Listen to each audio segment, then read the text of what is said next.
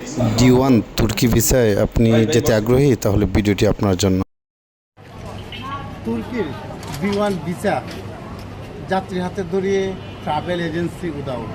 আমি ভিডিওটি ধারণ করতেছি উত্তরা থেকে, সেক্টর 12, রোড নাম্বার মেবি 4।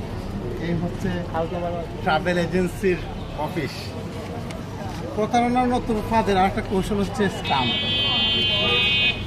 যাত্রীরা ক্যামেরার পিছনে আছে।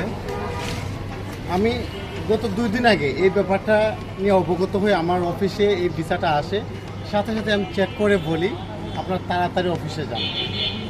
ভুক্তভোগীরা আমাকে সাথে নিয়ে আসলো, আমি যা বলছিলাম পূর্বে তাই ঘটল। দেখেন কত শক্তিশালী স্টাম্প, তাই এনআইডি কার্ড সব কিছু আছে। আমার সন্দেহ হচ্ছে এটাও পাওয়া।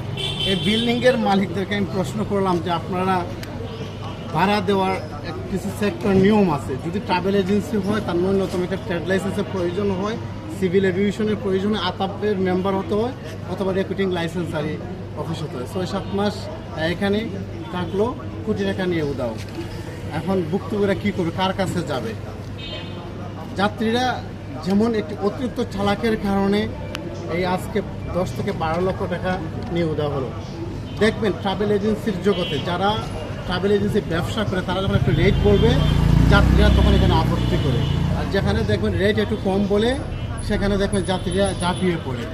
কোনটা সঠিক কোনটা অঠিক এটা খুঁজে বাইরে করা খুবই মুশকিল। তবে এটা শেষ দেখে ছাড়বে।